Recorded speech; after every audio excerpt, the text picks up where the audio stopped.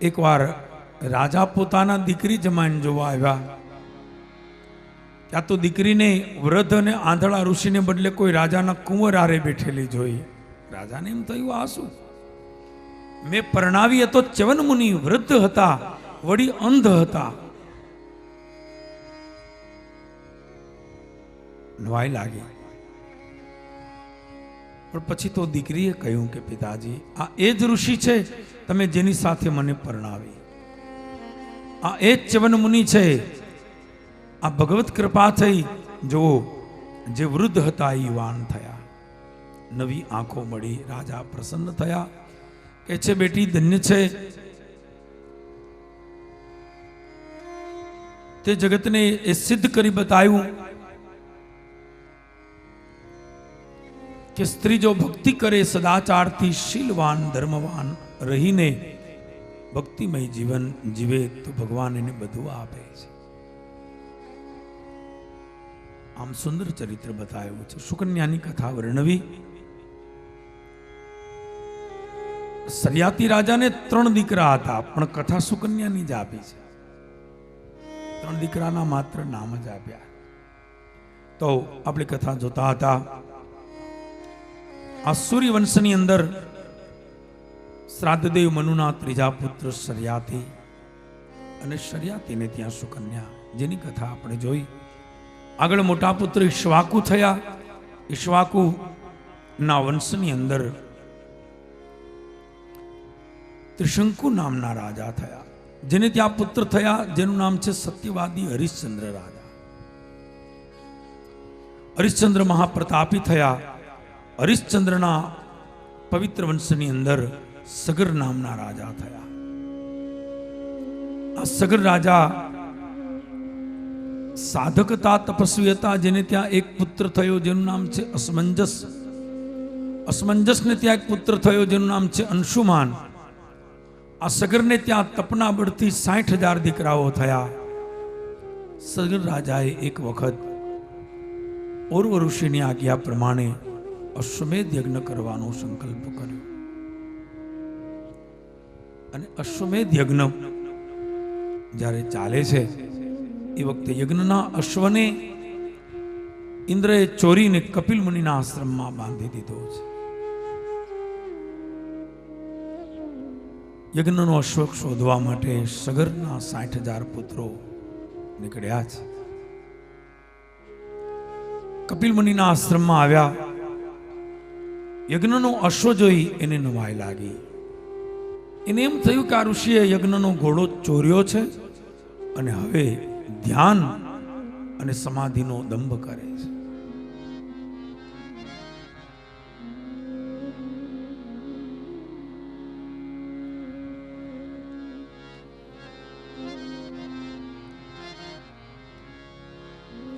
ઋષિને ગાળો દેવા લાગ્યા, કડવા વેણ બોલવા લાગ્યા છે।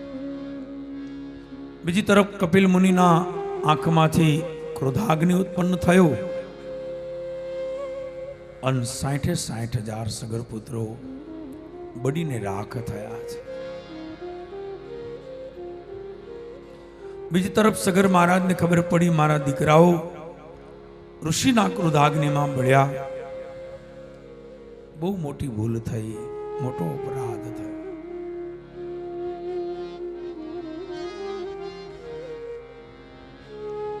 બીજી તરફ સગરના પુત્ર જે અસમંજસ હતા એના પુત્ર અંશુમાન હતા, બહુ ચતુર હતા, બુદ્ધિમાન હતા। અંશુમાને કહ્યું દાદાજી મને રજા આપો, હું જાઉં, જે કંઈ બગડ્યું છે એને સુધારવાનો પ્રયત્ન કરો। એમ કહી અંશુમાન આવે છે। કપિલ મુનિના શરણમાં વંદન કરી ક્ષમા માગી કે મુનિવર મારા વડીલોએ તમારો અનાદર કર્યો, તમારું અપમાન કર્યું, એની સજા એને મળી છે, પણ એના વતી હું તમારી માફી માંગુ છું।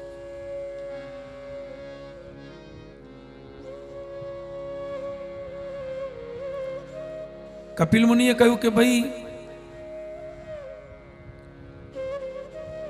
તારા પિતૃઓ આવીને મારું અપમાન કરવા લાગ્યા, ગાળો દેવા લાગ્યા, એમાં એનું પતન થયું.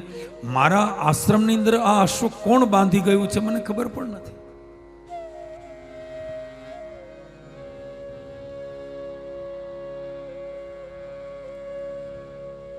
અંશુમાને કહ્યું કે મહારાજ, જે થયું ભૂલ થઈ, અપરાધ થયો, આપ ક્ષમા કરો.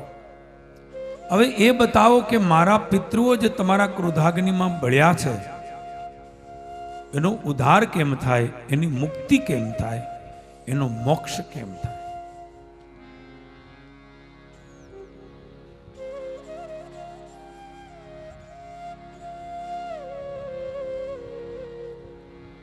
ત્યારે કપિલ મુનિએ કહ્યું કે એક રસ્તો છે. તારા પિતરોનું કલ્યાણ કરે એવો એક માર્ગ છે, અને એ છે કે ભગવત શરણમાં રહેનારી ગંગા જો પૃથ્વી ઉપર આવે તો તારા પિતૃઓને મુક્તિ મળે, એને મોક્ષ મળે. અંશુમાને કહ્યું, ભલે મહારાજ. કપિલ મુનિને વંદન કરી યજ્ઞનો અશ્વ લઈ યજ્ઞમાં આવ્યા. યજ્ઞ પૂર્ણ થયો પછી તો દાદાજીને બધી વાત કહી છે. સગરે કહ્યું કે મારા દીકરાઓ ક્રોધાગ્નિમાં બળી નરકમાં ગયા. એક તો ઋષિના શાપથી જે બળે એને કોઈ દી મુક્તિ ન મળે, નરકમાં ગયા. એની મુક્તિ માટે અંશુમાને કહ્યું કે દાદાજી તપ કરવું પડશે ને ગંગાજી પ્રસન્ન થશે. ગંગાજી પૃથ્વી ઉપર આવે તો આપણા પિતૃઓનો ઉદ્ધાર થાય. મને રજા આપો, હું તપ કરવા જાઉં. જો પૌત્ર તપ કરવા જાય છે. સગરના દીકરાનો દીકરો અંશુમાન પિતૃઓના ઉદ્ધાર માટે વનમાં આવી તપ કરવા લાગ્યા. તપ કરતા કરતા એનો દેહ પડી ગયો, પણ ગંગાજીએ દર્શન ના આપ્યા. તપ કેના માટે કરે છે? ગંગાજી માટે.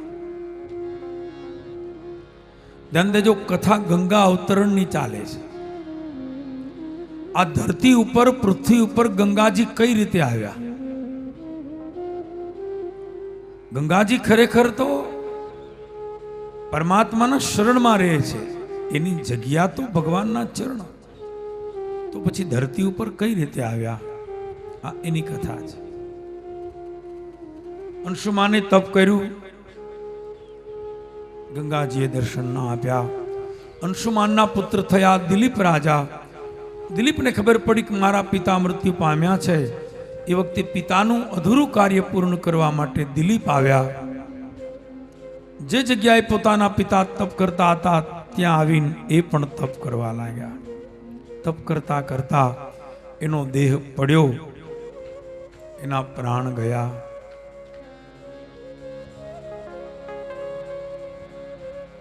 ગંગાજીએ દર્શન ના આપ્યા.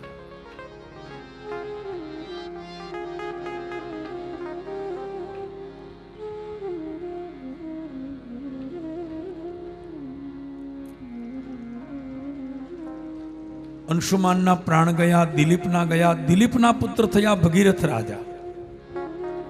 ભગીરથને પણ જ્યારે સમાચાર મળ્યા, એ પણ આવી જ્યારે તપ કરવા લાગ્યા. અને ભગીરથનું તપ જોઈ ગંગાજીએ દર્શન આપ્યા. કહે છે કે ધન્ય છે એ ભગીરથ મહારાજ, માગો શું આપો. ભગીરથે કહ્યું, માતાજી આપ જાણો છો મારા દાદાથી આ પરંપરા ચાલી આવે છે. બસ એક જ ઈચ્છા છે, તમે ધરતી ઉપર આવો. ઉપર તમારી જરૂર નથી, ઉપર તો બધા પાવન જ છે. પતિત બધા અહીંયા છે, નીચે પાવન કરવા જેવા છે એ બધા નીચે છે. ઉપર તો બધા પાવન જ છે. તમે ધરતી ઉપર પધારો તો ધરતી પાવન થાય, મનુષ્યો પાવન થાય, જગત સંસાર આ બધાનું કલ્યાણ થાય. ગંગાજીએ કહ્યું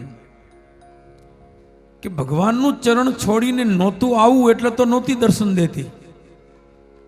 કારણ કે ભગવાનનું ચરણ છોડીને નીચે કોણ આવે?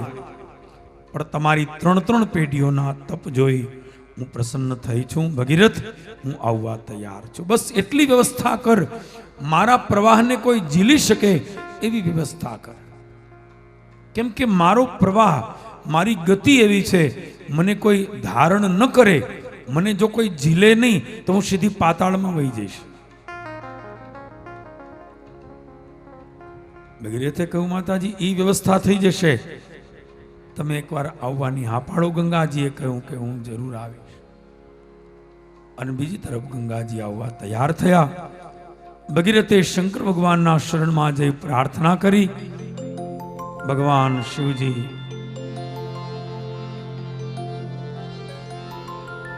પ્રસન્ન થયા છે. બોલીએ ઉમાપતિ મહાદેવ કી જય. બોલીએ ઉમાપતિ મહાદેવ કી જય. જેટલી વાર ગંગાજીને પ્રસન્ન કરવામાં લાગી એટલી શિવજીને પ્રસન્ન કરવામાં ન લાગી. શંકર ભગવાન તરત પ્રસન્ન થયા. ભગીરથે કહ્યું કે ભગવાન ગંગાજી પધારે છે, એને ઝીલવાની ચિંતા છે. કોણ ઝીલે? ભગવાને કહ્યું કે હું ઝીલીશ, ચિંતા ન કરીશ.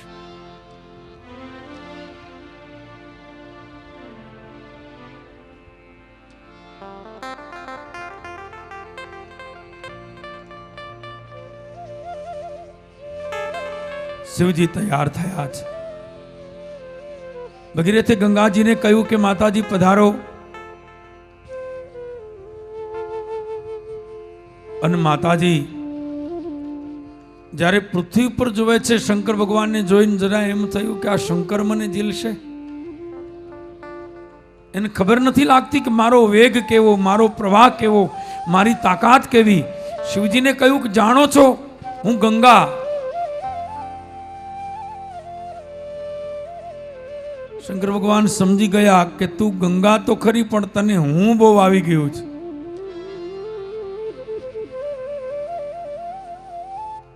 હું ગંગા.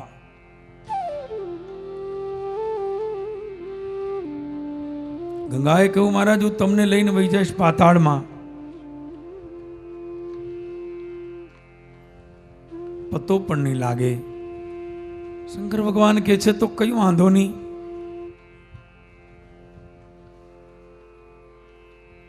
હું પાતાળમાં જવા પણ તૈયાર છું.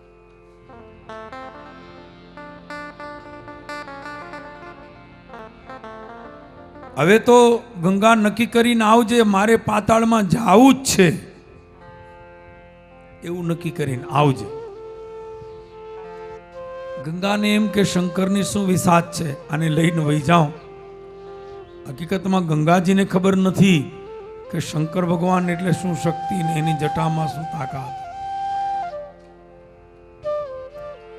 અને આકાશ માર્ગેથી ખડખડ ખડના નાદ સાથે ગંગાજી અવતરિત થયા અને આવીને સીધા શિવજીની જટામાં આવીને સમાયા છે. બોલીએ ગંગે મૈયા કી, બોલીએ ગંગે મૈયા કી જય.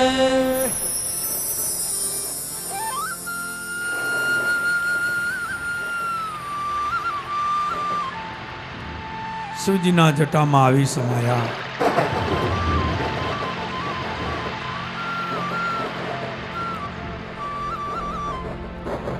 ગંગાજીએ નક્કી કર્યું હતું કે લઈ જ જાઉં, એટલે પેલા તો સીધે સીધા નીચે જ ગયા.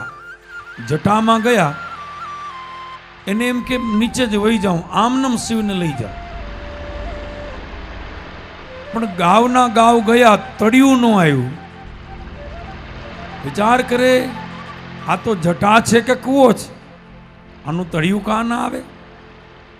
થાક્યા, દિવસો સુધી નીચે ગયા, તળિયું ન આવ્યું. પછી આમ સાઈડમાં ઉપડ્યા. પૂર્વ દિશા, પશ્ચિમ, ઉત્તર, દક્ષિણ, દશે દિશામાં દોડ્યા. બહાર નીકળવાનો રસ્તો ન મળ્યો. રસ્તો તો ન મળ્યો, એ પૂરું ન થયું. ગંગાજી વિચાર કરે કે આ પૂરું થાય તો બહાર નીકળું.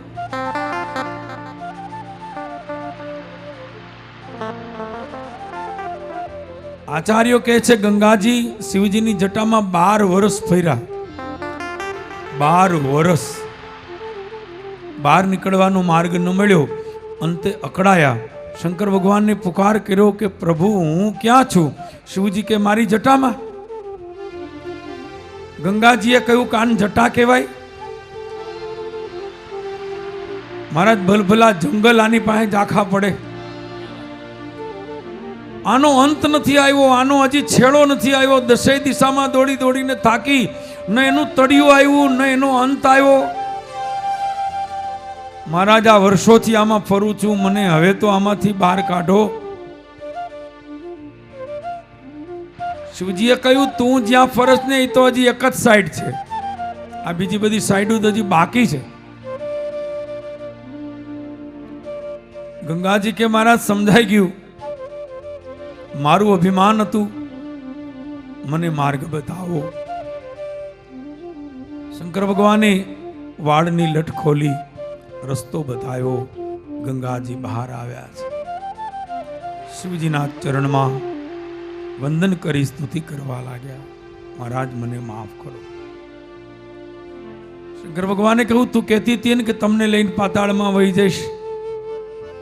ગંગાજીએ કહ્યું એટલે કહેતી હતી તમારી જટા જોઈ નહોતી ને,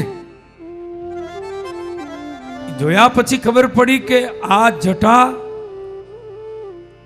અને આ ભોળોનાથ મહારાજ દુનિયામાં કેની તાકાત છે કે જે દેવાધિદેવ મહાદેવ શંકર ભગવાનની શક્તિનો પાર પામી શકે. આપ તો અનંત છો. એ ભગવાન મને માફ કરો, મારી ભૂલ થઈ.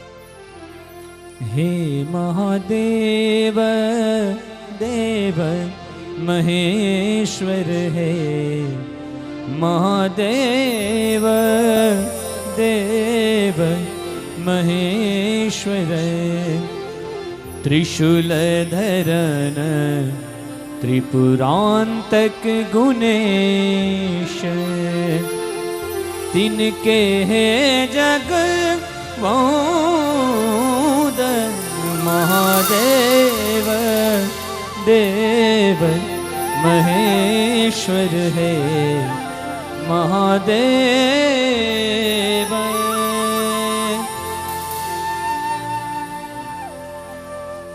પ્રાર્થના કરી શંકર ભગવાન પ્રસન્ન થયા.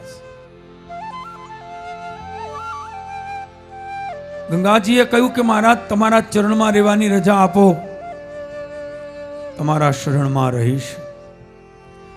શંકર ભગવાને કહ્યું કે ચરણમાં હું તને નહીં રાખું, કેમ કે તું આવી છો શ્રી હરિના ચરણમાંથી, અને ભગવાનના ચરણમાંથી જે નીકળે એને ચરણામૃત કહેવાય. તું ભગવાનના ચરણ ધોઈને નીકળી છો, તું ભગવાનના ચરણનું ચરણામૃત છો, અને ચરણામૃતને ચરણમાં ન રખાય, એને મસ્તક ઉપર રખાય. એટલે હું તને કાયમ મસ્તક ઉપર જ રાખીશ.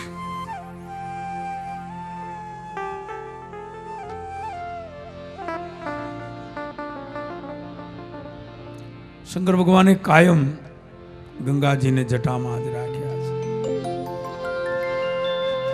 ગંગ ભંગ દૌ બહન હૈ, ગંગ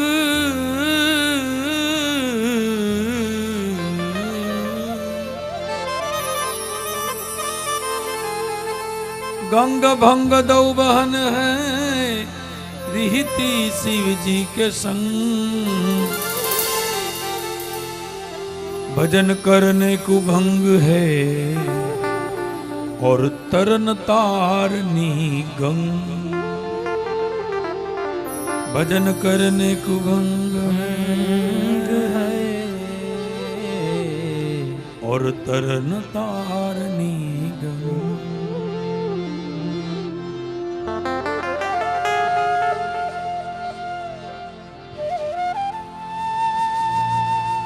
પછી તો ગંગાજીને મુક્ત કર્યા છે.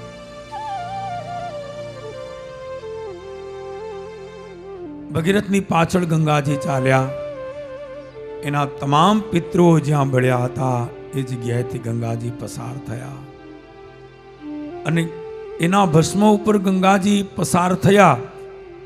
આ તમામ પિતૃઓનો ઉદ્ધાર થયો.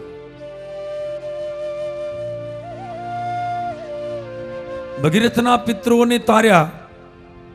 આ ગંગાજી આજે પણ ભૂમંડળ ઉપર વહે છે. જગતના તમામ એવા જીવાત્માઓનો ઉદ્ધાર કરવા માટે, જે મોક્ષ માર્ગના ઉપાસક છે જે મોક્ષ માર્ગના આગ્રહી છે. દુનિયાના દરેક જીવને ગતિ આપવાનું કામ, મોક્ષ આપવાનું કામ ગંગાજી કરે છે.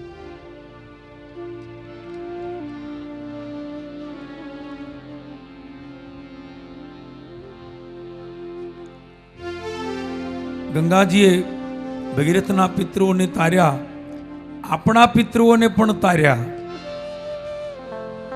કોઈ માણસ સારું કાર્ય કરે ને એનો લાભ આખા જગતને મળે. ગંગાજીને લઈ આવ્યા ભગીરથ, બાકીના જગતને એનો લાભ મળ્યો. ભગીરથની તપસ્યા એનું ફળ સમગ્ર સંસારને મળ્યું છે.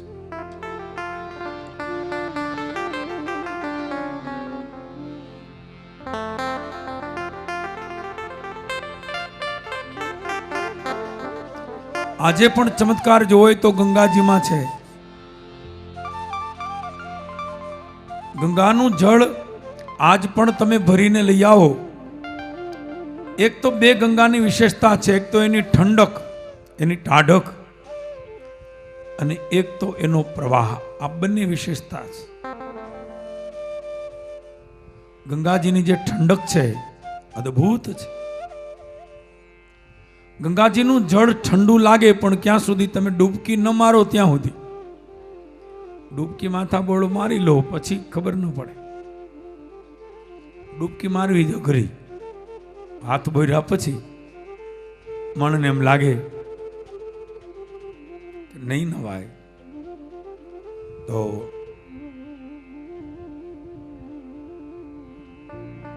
આમ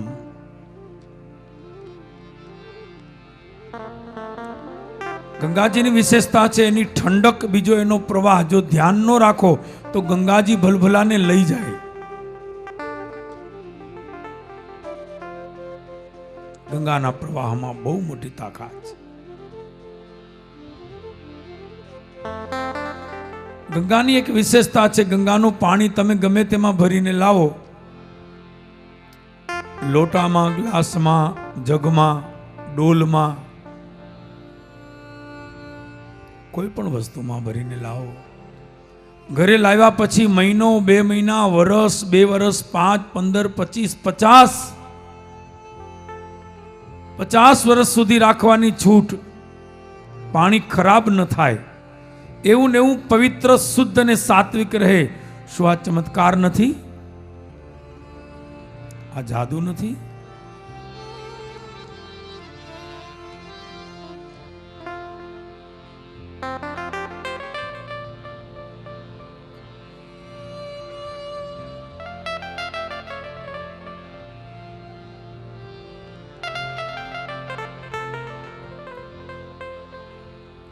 આમ પતિત પાવની ગંગાજી પધાર્યા અને ભગીરથના આ પવિત્ર વંશની અંદર ભગવાન રામજી પધારે છે એવી કથા આપી છે. ભગીરથના પુત્ર શ્રુત, એના નાભ, એના સિંધુદીપ, એના આયુતાયુ, એના ઋતુપૂર્ણ, એના સર્વકામ, એના સુકામ, એના અસ્મક, એના મૂલક, એના દશરથ, એના એડવિડ, એના વિશ્વસહ, એના ખટવાંગ, એના દિલીપ. દિલીપના પુત્ર થયા રઘુ. રઘુના નામ ઉપરથી એ વંશને રઘુવંશ નામ મળ્યું. રઘુકુલ રીત સદા ચલી આઈ, પ્રાણ જાય પર વચન ન જાય. રઘુના પુત્ર થયા અજ રાજા, અજના પુત્ર થયા દશરથ રાજા, અને દશરથ રાજાને ત્યાં મર્યાદા પુરુષોત્તમ, પૂર્ણ પુરુષોત્તમ ભગવાન રામજી પધાર્યા છે. બોલીએ રામચંદ્ર ભગવાન કી જય. બોલીએ રામચંદ્ર ભગવાન કી જય.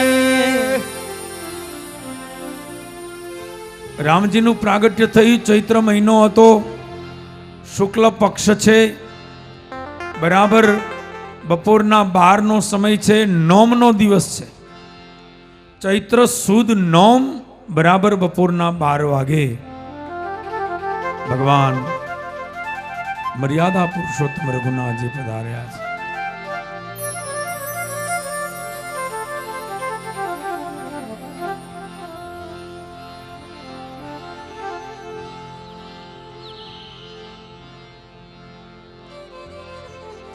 નવમી તિથિ મધુમાસ પુનીતા શુક્લ પક્ષ અભિજીત હરિપ્રીતા. માતા કૌશલ્યાની ઉપાસનાને કારણે દશરથ રાજાને પ્રસિદ્ધ કથા છે. દશરથ રાજાને 3 રાણીઓ કૌશલ્યા, સુમિત્રા, કૈકેયી મોટી ઉંમર થવા છતાં સંતાન ન થયા. અને એ વખતે ગુરુ વશિષ્ઠની પ્રેરણા અને માર્ગદર્શન અનુસાર શૃંગી ઋષિને બોલાવી પુત્ર કામેષ્ટિ યજ્ઞ કરાવ્યો. યજ્ઞમાંથી યજ્ઞનારાયણ ભગવાને પ્રસાદ આપ્યો, 3 રાણીઓને પ્રસાદ આપ્યો. અને બરાબર આ પ્રસાદના ભક્ષણથી, પ્રસાદના અનુગ્રહથી 3 રાણીઓના ઉદરમાં બાળક પધાર્યા. અને બરોબર ચૈત્ર મહિનાના પવિત્ર દિવસોમાં પરમાત્મા પધાર્યા. 9 માસ પૂર્ણ થયા અને ભગવાન પધાર્યા. કૌશલ્યાને ત્યાં પધાર્યા મર્યાદા પુરુષોત્તમ ભગવાન રામજી. સુમિત્રાને ત્યાં 2 પુત્રો શત્રુઘ્ન અને લક્ષ્મણલાલજી.